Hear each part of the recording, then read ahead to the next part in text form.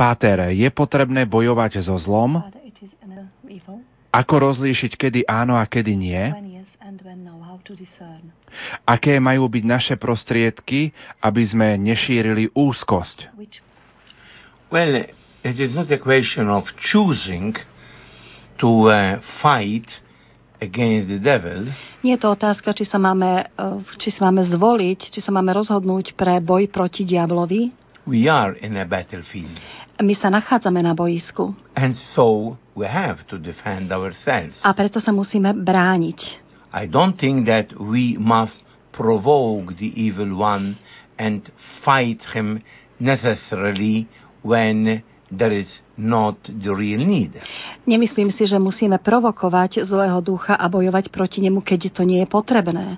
This could not be the charism of everyone. To nie je charizma každého.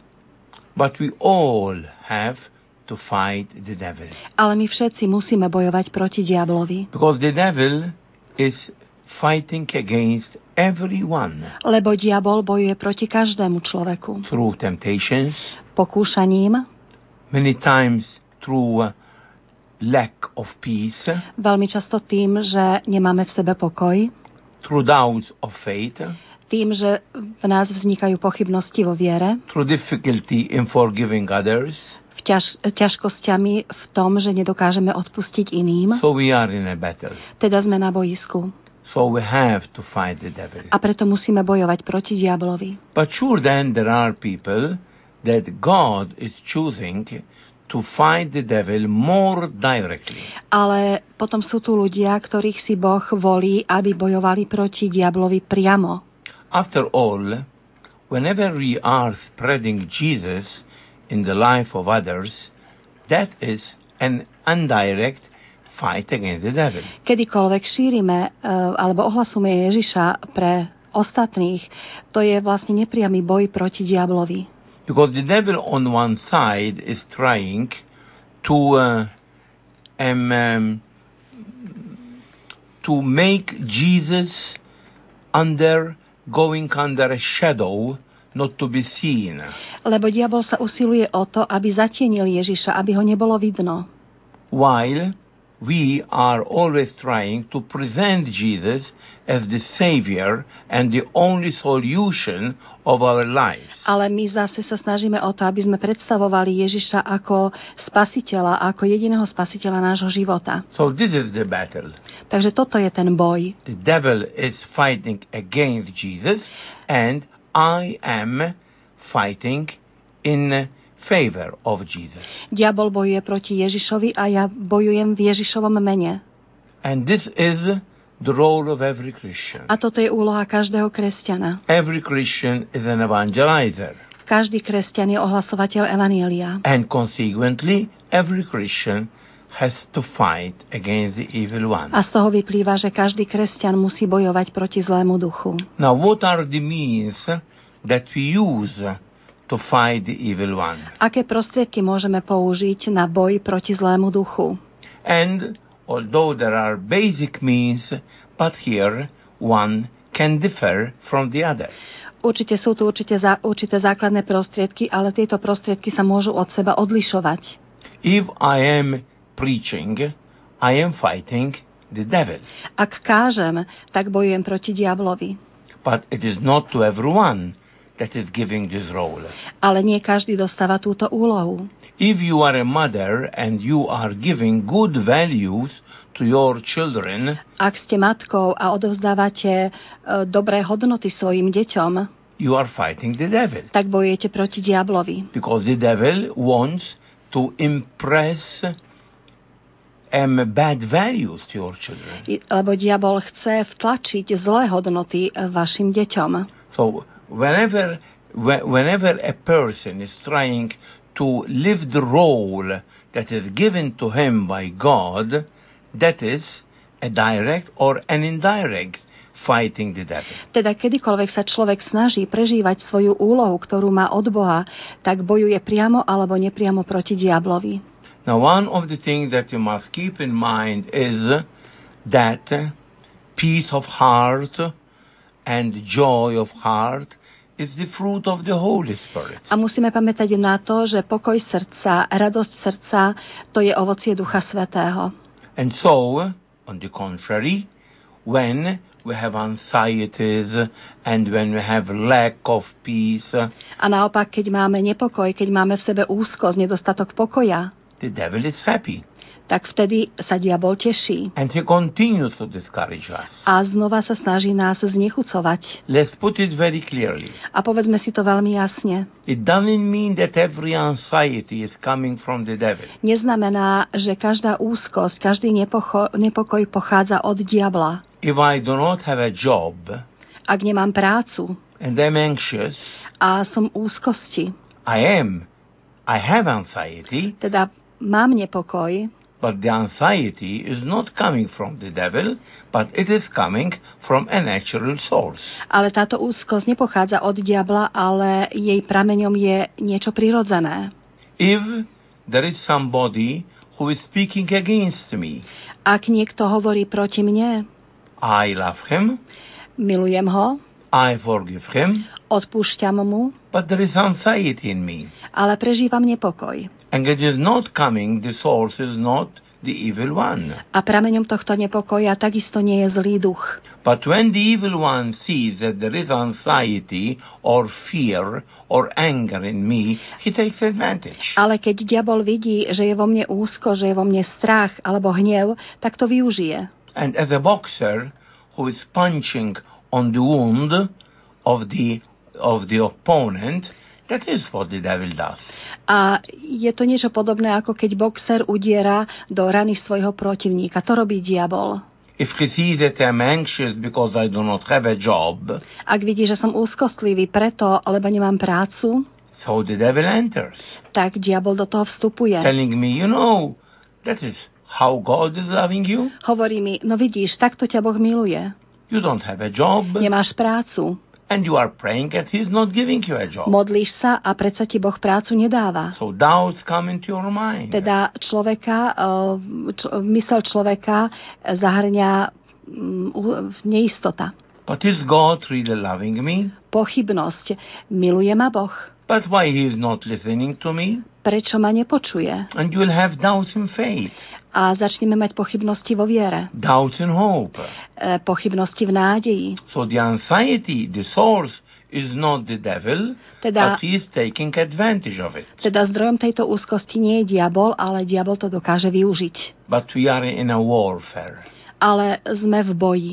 We are in a battlefield. Sme na boisku. And in a way or in another, we all have to fight the evil one. A tak či onak, všetci musíme bojovať proti zlému duchu.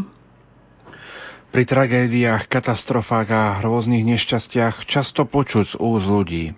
Prečo to Boh dopustil? It is a question I cannot answer. Je to otázka, na ktorú neviem dať odpoveď.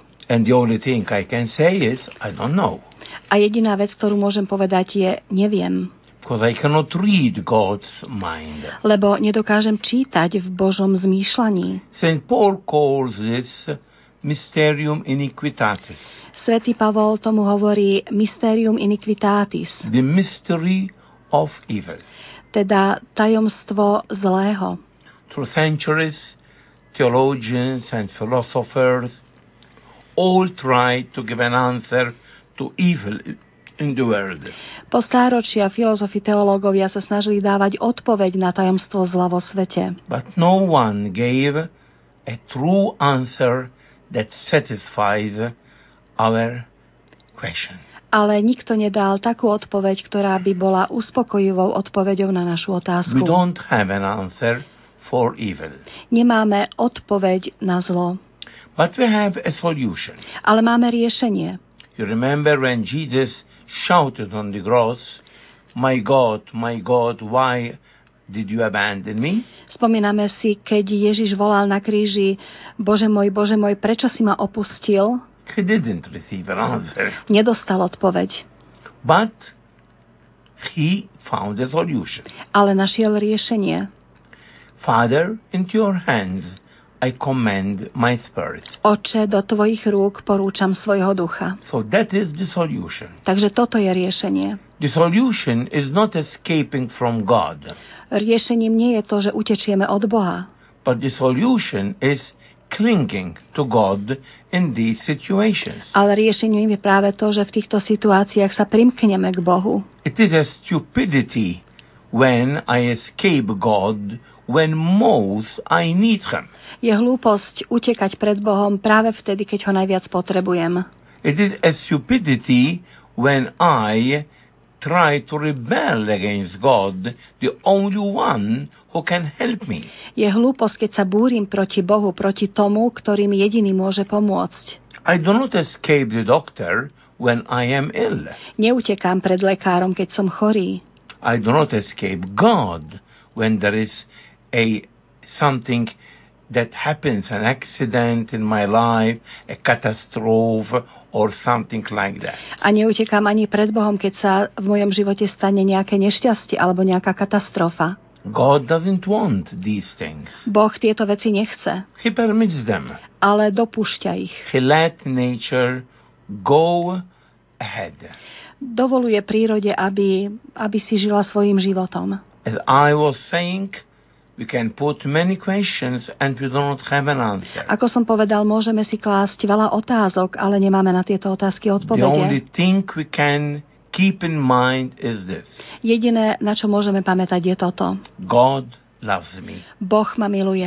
So he must have a motive Teda musí mať preto motív, that I cannot understand it. ktorému nerozumiem. But be sure that God loves you. Ale buďte si istí, že Boh vás miluje. So whenever there is anything that goes wrong in life, just put yourself into his hands. Teda kedykoľvek sa vám v živote niečo nedarí, tak sa len odozdajte do jeho rúk. Don't escape him, Neutekajte pred ním, because he is the only one who can help you. lebo on je jediný, ktorý vám môže pomôcť. He is the only one who can put his hand on your wound and heal you. On je jediný, ktorý môže položiť svoju ruku na vašu ranu a uzdraviť ju. Ako je najlepšie brániť sa proti pokušeniu? A čo robiť, keď pokušenie príde? Well, temptations are the everyday adventure, so to call it. Pokušenia sú každodenným dobrodružstvom, ak to tak môžeme povedať. Everyone is tempted. Každý je pokúšaný. Jesus himself was tempted. A Ježiš sám bol pokúšaný. Be sure that also Mary was many times tempted. Buďme si istí, že aj Mária bola často pokúšaná. Just to give you an example, Povedzme si príklad. I am sure that when Mary had to go in search of Jesus for 3 days, Som si istý, keď Mária hľadala 3 dni Ježiša, who knows how many times the devil whispered into her ears, kto vie, koľkokrát jej šepkal diabol do uší. and do you still believe that the Father loves you? Vari, ešte stále veríš, že ťa Otec miluje? And do you still believe that Jesus is the Son of God? Stále ešte veríš v to, že Ježiš je Boží syn? Who knows how many times he whispered into her ears Kto vie, koľkokrát jej tieto otázky, tieto pokušenia šepkal do uší, to bring doubts in her mind, aby v jej mysli vzbudil pochybnosti, to make her rebel. aby sa vzbúrila. So everyone is tempted. Teda každý človek je pokúšaný. The devil tempted Jesus to disobey the Father Diabol pokúšal Ježiša, aby neposlúchol Otca, and not obey him going on the cross. aby ho neposlúchol, aby nešiel na kríž. He tempted the greatest saints. Pokúšal aj najväčších svetcov. Not only, but I say that more one is trying to do a journey in Jesus, No nie len to, dokonca si myslím, že čím viac sa snaží človek nasledovať Ježiša, more one is tempted. tým viac je takýto človek pokúšaný. Because the devil is not interested in tempting those who are already in his field, Lebo diabol nemá záujem pokúšať tých ľudí, ktorí sú už na jeho území, but he is interested in stopping those who are doing a journey in Jesus. Ale má záujem zastaviť tých, ktorí kráčajú za Ježišom. Now in front of every temptation, we have to choose. Pred každým pokúšaním sa nám treba rozhodnúť. Whom am I going to obey? Koho budem poslúchať? Sure, the temptation is something attractive. Určite pokušenie je niečo príťažlivé. Otherwise, it is not a temptation. Ináč by to nebolo pokušenie. If I do not smoke cigars, Ak nefajčím cigary and you come with a box of cigars in front of me, a prídete za mnou so škatulkou cigár, you are not tempting me tak ma nepokúšate, because I hate cigars. lebo ja nemám rád cigary. But if I smoke cigars Ale ak ich fajčím and you come with a box of cigars a in front of prídete ku mne so škatulkou cigár, you are tempting me. tak ma pokúšate. So temptation is always something attractive. Teda pokušenie je vždy niečo príťažlivé. But here I have to choose A práve preto sa musím rozhodnúť between what is attracting me and between what God is telling me to do. medzi tým, čo ma priťahuje a medzi tým, čo mi Boh hovorí. And the more I choose God, more I am maturing in faith and in my spiritual life. A čím viac si volím Boha, tak tým som zrelší vo svojej viere aj vo svojom duchovnom živote.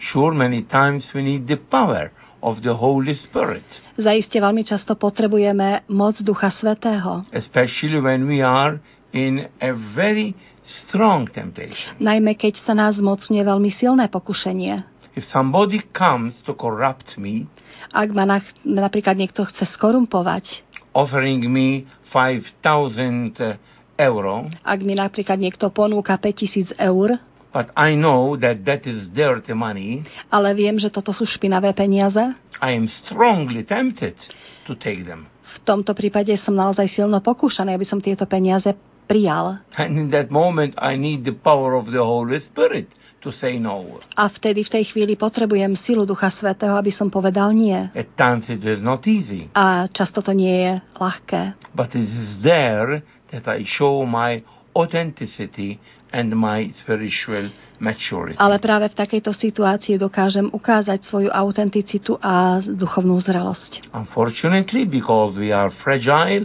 at times we fall. Žiaľ, práve preto, že sme krehkí, tak často padáme. The important thing is that we get up immediately A je dôležité to, aby sme okamžite vstali and to continue our journey. a pokračovali vo svojej ceste. Discouragement is not coming from God. Znechutenie nepochádza od Boha. Discouragement is always coming from the evil one. Znechutenie vždy pochádza od zlého ducha. Páter Vela, prosím vás, vysvetlite, čo je to prekliatie a čo môže priniesť toto prekliatie pre život človeka. Many times people are speaking about curses and are afraid of curses. Ľudia veľmi často hovoria o kliatbách a boja sa kliatieb. First of all, you must keep in mind one thing that is very, very important. Predovšetkým si musíme pamätať jednu veľmi dôležitú vec. God doesn't curse, Boh nepreklína, because curse is hatred. lebo prekliatie to je nenávisť. But only the devil can curse.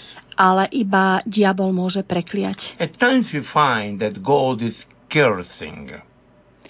Niekedy sa stretávame s tým, ako keby Boh preklial. As for example, we find that God cursed Cain after he murdered his brother Abel. Napríklad stretávame sa s tým, že Boh preklial Kaina, keď Kain zabil svojho brata Abela. All that Jesus cursed the fig tree. Alebo Ježiš preklial figovník. But these can and must be interpreted in the right way. Ale tieto výrazy musíme vysvetliť správnym spôsobom. In the Old Testament, also things that were not of God were attributed to God.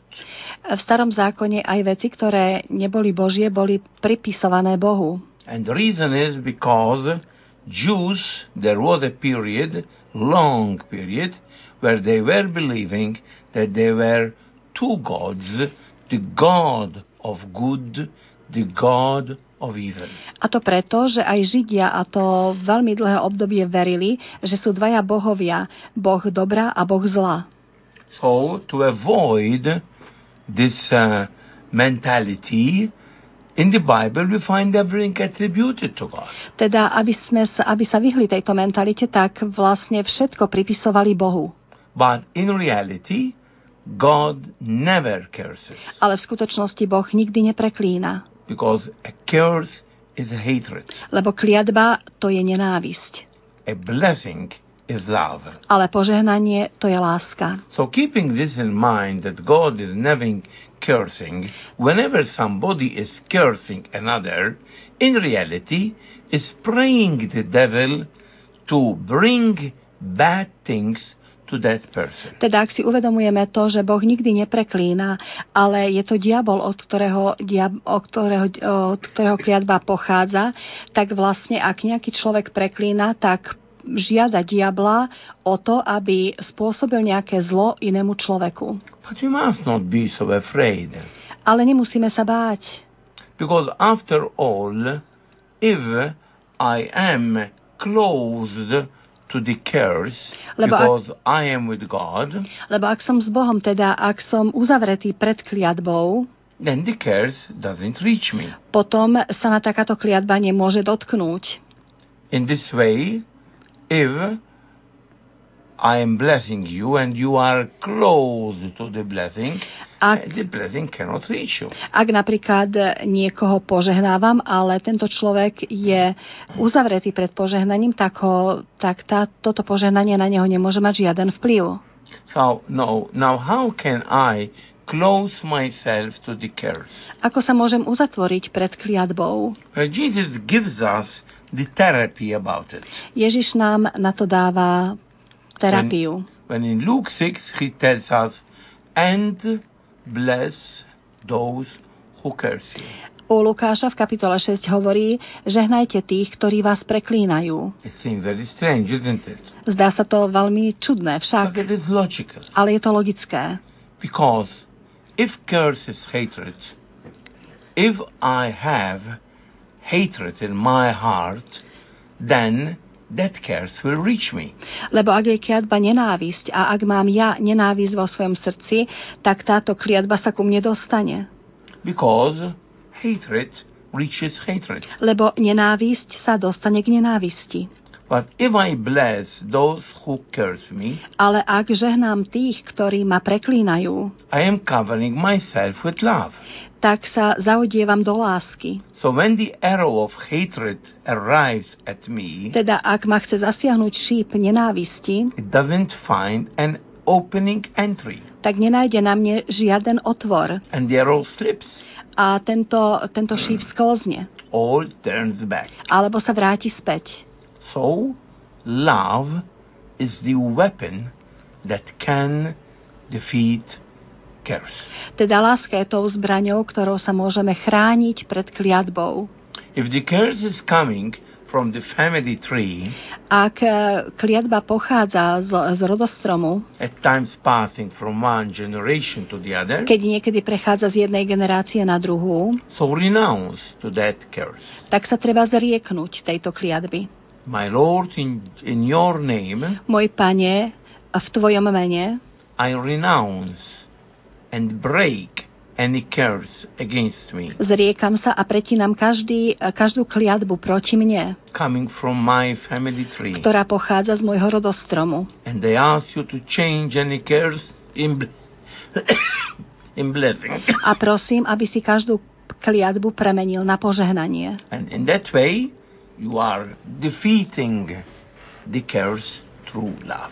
A takýmto spôsobom víťazíme nad kliatbou pomocou lásky.